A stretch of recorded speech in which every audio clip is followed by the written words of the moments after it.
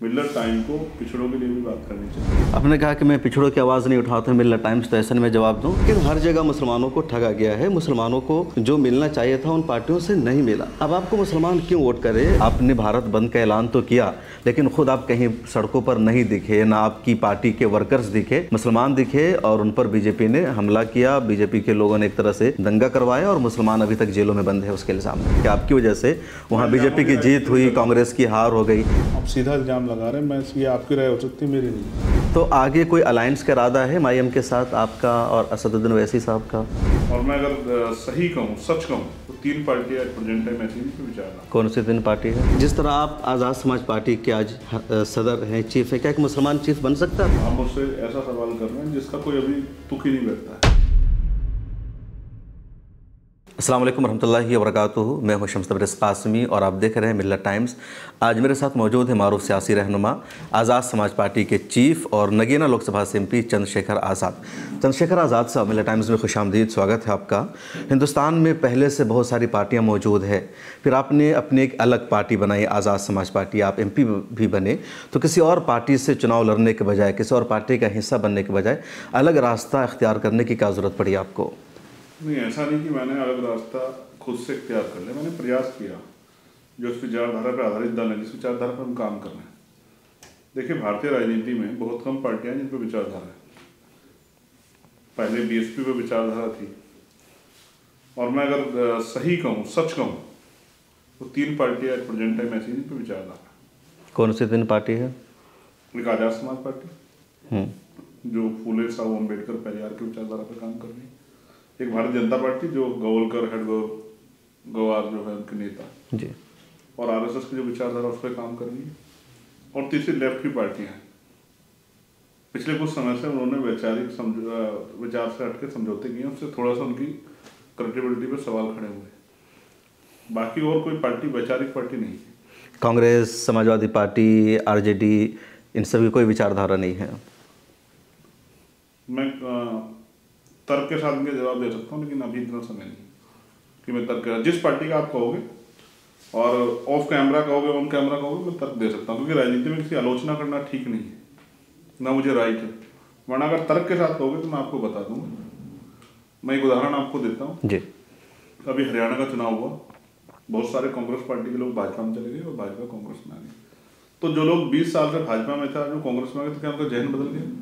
जैसे मैं उदाहरण आपको उत्तर प्रदेश का देता हूँ, मैं नाम नहीं लूंगा, एक नेता थे जिन्होंने एक स्टेटमेंट दिया कि मुस्लिम महिलाओं को कब्र से निकाल के उनके साथ अपमानजनक रवैया, आप अच्छी तरह जानते हैं। और उनको एक समय पे आने चुनाव में समाजवादी पार्टी के नेताओं ने उनको ज्वाइन कराया। अगर वैचार की होती तो ऐसे व्यक्ति को पार्टी ज्वाइन कराई जा सकती थी कि वो चुनाव के समय। इसलिए मैंने कहा, तो आपकी विचारधारा क्या है? जो महापुरुषों की विचारधारा, इस देश में संविधान सम्मत सामाजिक, आर्थिक, राजनीतिक बराबरी सबको मिलनी चाहिए। हर आदमी के सम्मान को समझना चाहिए। जो कॉन्स्टिट्यूशन का जो प्रिम्बल है, हम भारत के लोग, और उसमें जो सामाजिक, धार्मिक, राजनीतिक आज़ादी है सब लोगों को, आर्थिक गैर बराबरी को ख़त्म करके जो बराबरी, भाईचारे की जो एक योजना है जो प्रिम्बल में सुनिश्चित की गई, उसी को लागू कराना, उस जैसा जो है उस विचार पर आधारित व्यवस्था को धरातल पर लागू करना, ये विचारधारा है। तो आपको अभी तक कितनी कामयाबी मिली है पॉलिटिक्स में? कहा जा रहा है कि आप BSP की जगह ले रहे हैं, मायावती की जगह ले रहे हैं, दलितों के एक बड़े नेता आप बनकर उभरे हैं, तो अब तक कितनी कामयाबी मिली आपको इसमें? और मुझे इन दो चीज़ों पर मेरी आपत्ति हमेशा मीडिया से रहती। पहली बात ये कि मैं सिर्फ दलितों की लड़ाई नहीं लड़ता हूँ, और आप तो एक मिलर टाइम्स एक बड़ा प्लेटफार्म है अपनी बात को रखने का। आप मुझे बताओ और फिर स्पष्ट करो कि जो आपने बात कही वो सही है गलत है, कि NRC में नॉन मुस्लिम कौन था जो जेल गया था? आप गए थे। 28-29 दिन तक मैंने जेल काटी। आज मुझे यहाँ से यहाँ तक प्लास्टर है। आप कहोगे तो मैं दिखा दूंगा, मैं झूठ नहीं बोलता। ये उसी प्रोटेस्ट में जो मार मैंने खाई थी, जिसकी वजह से मेरी रीढ़ की हड्डी में वो है, ये उसी की देन है। ये बात मैंने इसलिए कही क्योंकि जानबूझ के मीडिया, हम उस मीडिया से अपेक्षा करते हैं जिसको हम कहते हैं बिकाऊ मीडिया, वो भी हमें एक जाति, एक वर्ग का नेता दिखाने की कोशिश करता है, और हमारे अपने लोग भी उन्हीं की तरह की शब्दावली का प्रयोग करते हैं तो मुझे तकलीफ होती है, क्योंकि मैं गलत को स्वीकार नहीं करता। दूसरी बात, अब आपने कहा कि कामयाबी, अब मुझे कामयाबी का पैमाना नहीं पता। क्या चुनाव जीतना कामयाबी होती है, MP MLA बनाना कामयाबी होती है, या लोगों को उस विचार को लोगों तक पहुंचाना कामयाबी होती है? सबके अपने अपने तर्क। मगर मैं समझता हूं कि आज पे हम उदाहरण लेते हैं। कल इसी समय से कुछ घंटे पहले देश के गृह मंत्री जी ने एक टिप्पणी की, जबकि वो टिप्पणी सीधे तौर पे कांग्रेस को हमला करने का उनका प्रयास था, लेकिन जिस तरह से 5-6 बार उन्होंने बाबा साहब अम्बेडकर को के नाम को कोट किया, उससे इतना बड़ा आक्रोश पैदा हुआ कि आज पूरे विपक्ष को पूरे दिन मौका मिला भाजपा पर हमला करने का, और अंत में प्राइम मिनिस्टर ने 6 ट्वीट किए और गृह मंत्री को आगे पीसी करनी पड़ी। ये हमने कमाया है इस आंदोलन के जरिए। ये ताकत है देश में का जो गुस्सा था झुकना पड़ा। जो आप कामयाबी की बात कर रहे हो, कामयाबी मैंने आपसे फिर कहा, MP MLA तो किसी पार्टी से आप बन सकते हो, आप उस विचारधारा को साथ लेकर। आज मैं इंडिपेंडेंटली आजाद समाज पार्टी के बैनर पे ऐसा व्यक्ति हूँ जो दलितों, पिछड़ों, आदिवासियों, मुसलमानों के किसी विषय पर किसी भी सरकार से निष्पक्ष होकर सवाल कर सकता हूँ और कड़वे तेवर से और उनसे जवाब मांग सकता हूँ।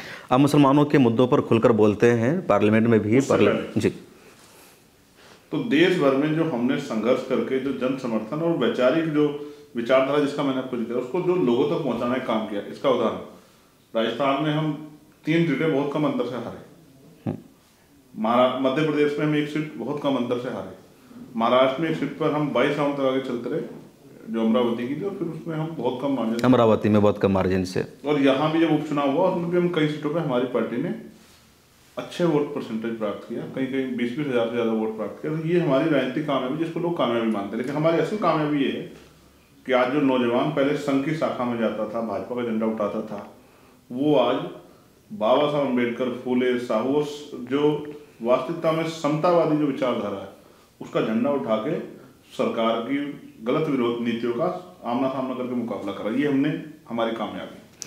आप दलितों के साथ साथ मुसलमानों की, कमज़ोरों की, सबकी आवाज़ उठाते हैं, मुसलमानों के मुद्दों पर आप लगातार बोलते हैं।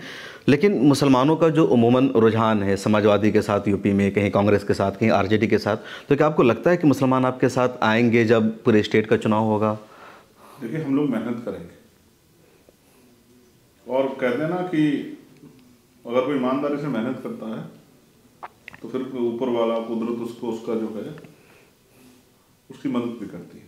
तो हम लोग काम करेंगे और हम लोग उस तरह के समीकरण बनाएंगे जिन समीकरण के आधार पर हम भारतीय जनता पार्टी को रोक सकते हैं।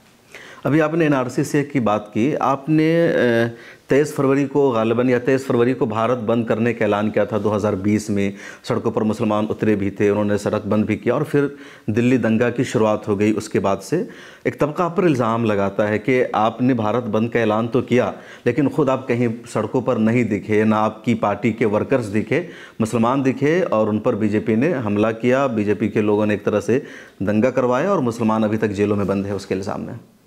उसके इल्जाम में हाँ, अभी भी उमर खालिद और ऐसे 10 लोग हैं जो अभी भी जेल में बंद है। ये आवाज़ भी पार्लियामेंट में मैंने उठाई, उन लोगों की आवाज़ भी जिनको जेल में बंद किया गया।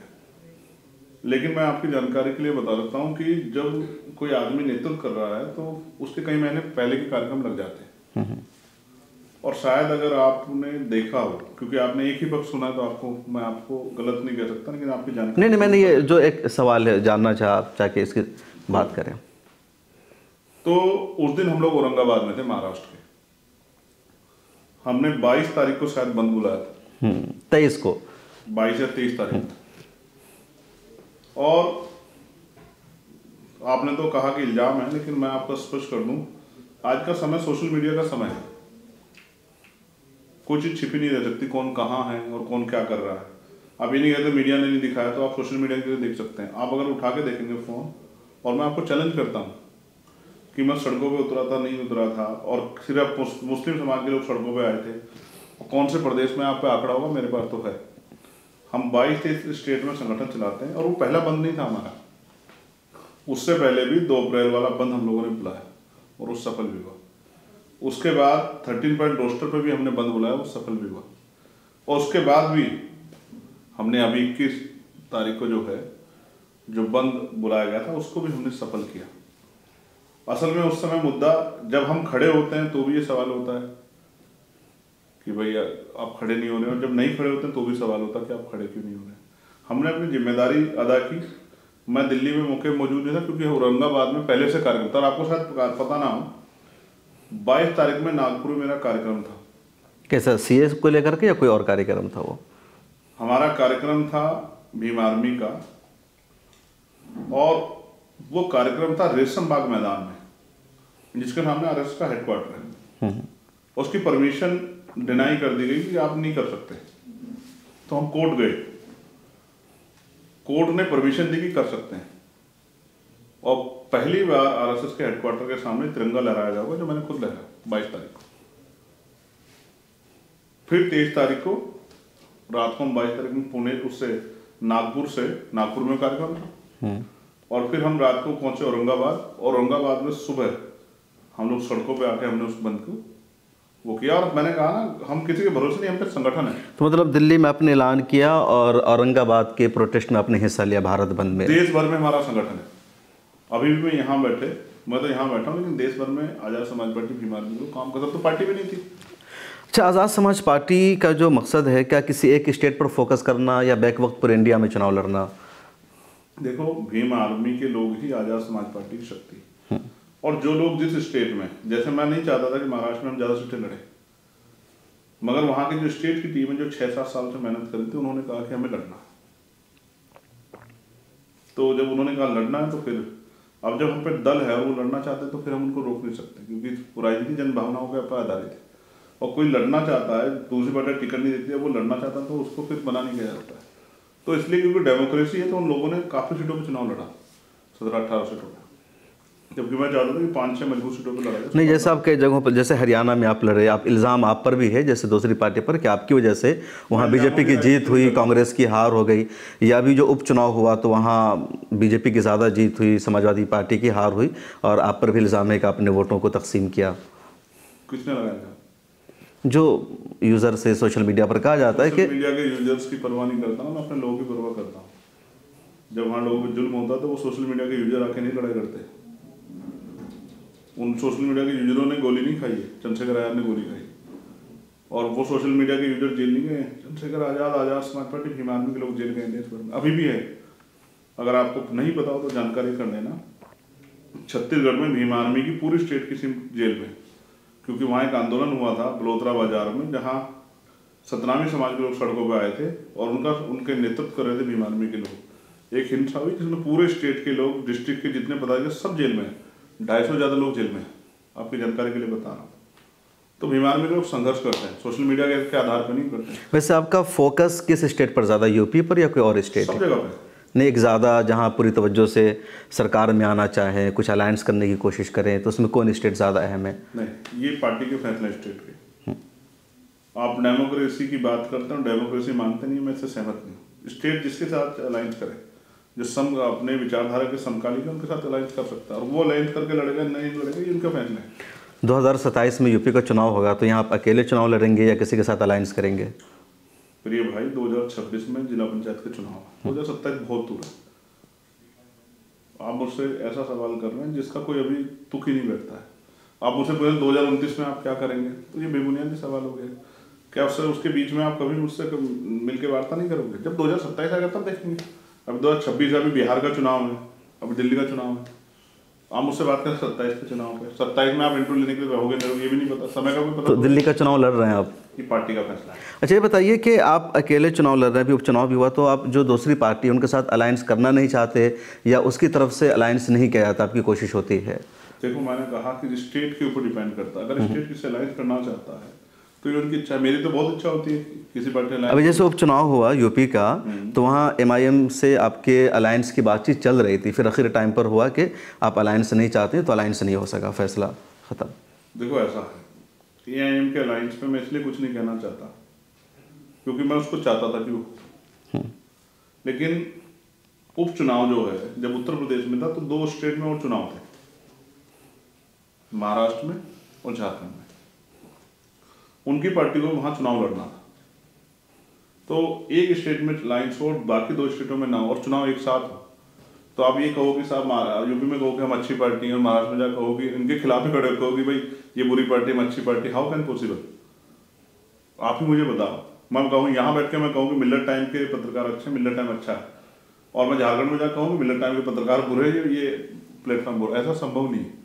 जब आप अलायंस करते हैं तो फिर आपको कुछ हिस्सेदारी लेनी पड़ती है, कुछ शर्त देनी पड़ती है, तो कुछ चीज़ों पे आके सहमति नहीं बनी तो मतलब आप जबरदस्ती नहीं कर सकते ना किसी के साथ। मतलब हर जगह अलायंस चाह रहे थे, सिर्फ एक स्टेट में नहीं। मैंने कहा कि जो स्टेट जिस तरह की पॉलिसी चाह रहा था, जैसे मैंने आपको कहा उत्तर प्रदेश में हमारी बातचीत हुई है, इसमें कोई दो राय नहीं, लेकिन उत्तर प्रदेश की स्टेट की टीम ने कहा कि इस चुनाव में हम अपनी तैयारियों का जायजा लेना चाहते हैं कि हम कहाँ खड़े हैं, क्योंकि इस चुनाव में ना सरकार बन रही है ना बिगड़ रही है, तो हम ये देखना चाहते हैं कि हमारी तैयारी कितनी है, जो हम आगे 2027 के लिए उस मजबूत तैयारी कर सकें। तो आगे कोई अलायंस का इरादा है माईएम के साथ आपका और असदुद्दीन ओवैसी साहब का? समय बताएं। अभी मैं बाहर बैठा तो आपकी पार्टी के लोग बातचीत कर रहे थे कि अगर चंद्रशेखर आज़ाद, असदुद्दीन ओवैसी एक साथ आ जाते हैं तो सरकार हम बनाएंगे।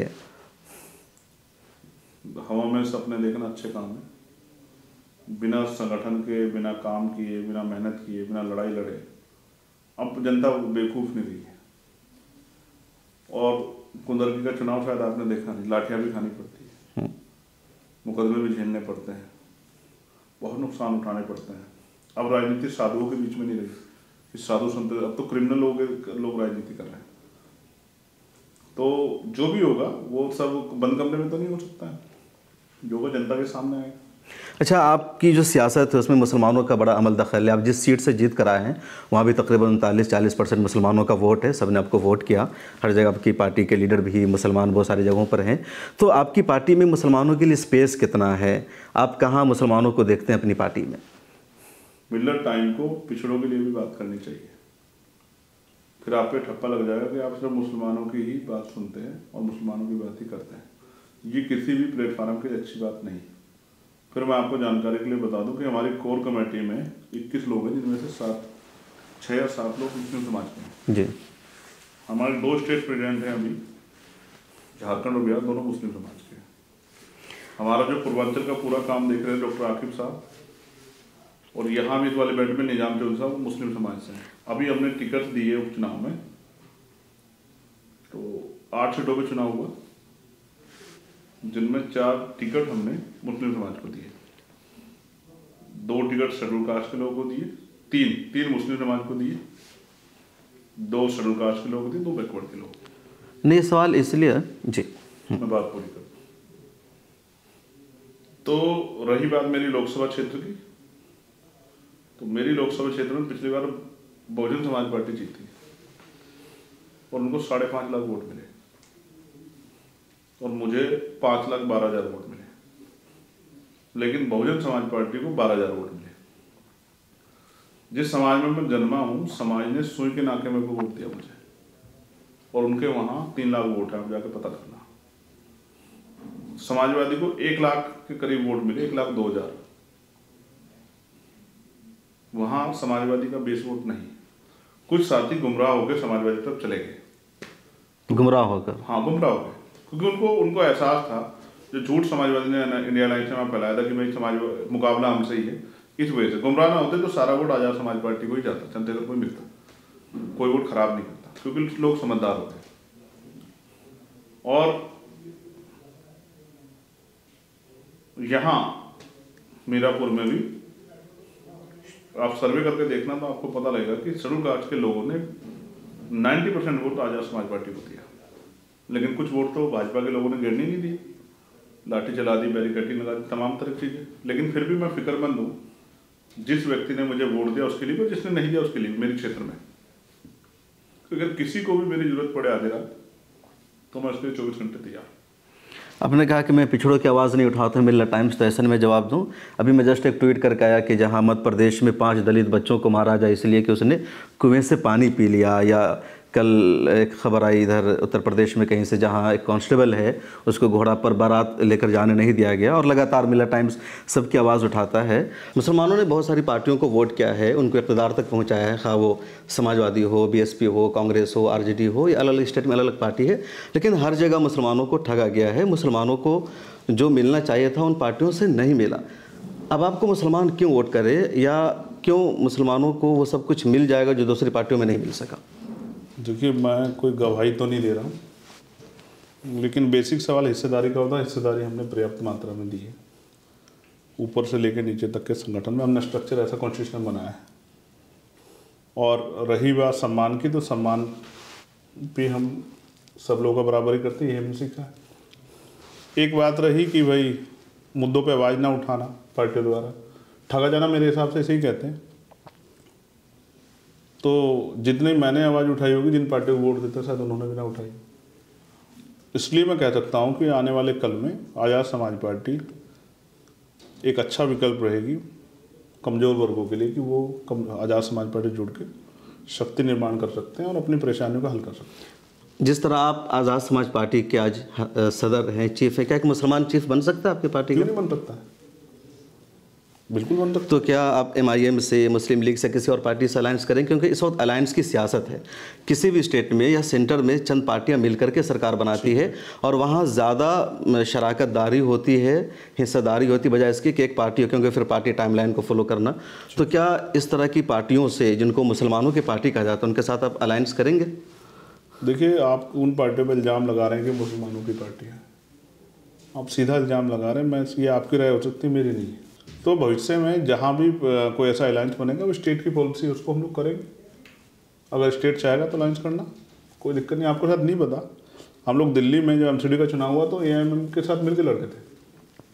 तो ऐसा तो नहीं किसी को कोई कांटे लग रहे हैं कि नहीं हो सकता है। अगर स्टेट पॉलिसी बनाएगा तो कर सकते हैं।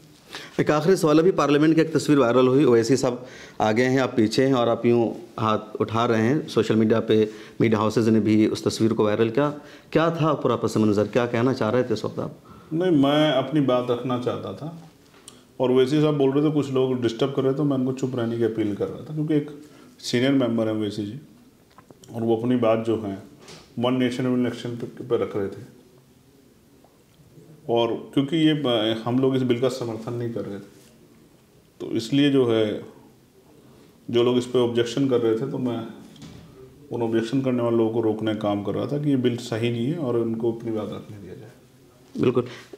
जो हमारे OBC के नौजवान हैं, दलित नौजवान हैं, SC ST के, ये बहुत ज़्यादा बजरंग दल में हैं या इस तरह की तंजीमों में हैं, तो क्या आपकी जो संगठन है इन सबको उधर जाने से रोकने में कामयाब है? हाँ, कामयाब है।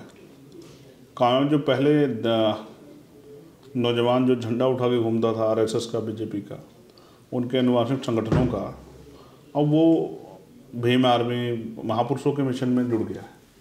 भीम आर्मी ने शक्ति पैदा की है कि शायद अब जो है बड़े पैमाने पे हमारे लोग उसका हिस्सा नहीं। पहले जो बहुत सारे उस तरह के इंसिडेंट होते थे वो नहीं होते हैं। तो हम कोशिश कर रहे हैं और मुझे लगता है आज नहीं तो कल कोशिश कामयाब होगी। जो बाकी उधर रह गए उनको भी इधर लाने का प्रयास करेंगे इस विचारधारा के आधार पर। इसलिए मैंने आपको शुरू में कहा था कि विचार बहुत बड़ी शक्ति है।